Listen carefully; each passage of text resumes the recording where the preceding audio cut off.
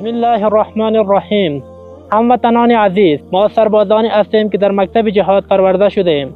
دزدار حق و عدالتیم. از کفر، ظلم، فساد و جنایت متنفر می باشیم. هدف ما تطبیق شریعت الله، دفاع از عقیده، مال، جان و آبروی شماست. ما چنان تربیت شدیم که خدمت به شما را مکلفیت دینی خود می دانیم و در این زمینه جز رضای الله، امنیت و آرامش شما هدف دیگر نداریم.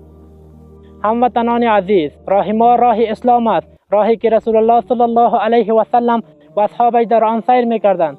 ما با دل و جان در این را قدم گذاشتیم و از هیچ گونه قدرت دنیایی نمی‌ترسیم و به جز قانون اسلام بر هیچ قانون دیگر سر تسلیمی خم نمی‌کنیم و در سرزمین خود به جز اجرای قانون شریعت اجازه تطبیق هیچ نوع قانون دیگر را نمی‌دهیم، گرچند این کار به قیمت جان، مال و عیال ما تمام شود. هموطنان بزرگوار، عزت و آرامش ما در سایه حاکمیت شریعت است. هرگاه به جای شریعت قوانین دیگر را بپذیریم و به جای معیارهای اسلامی قوم و زبان، سمت، حزب را قرار دهیم، ذلیل می شویم.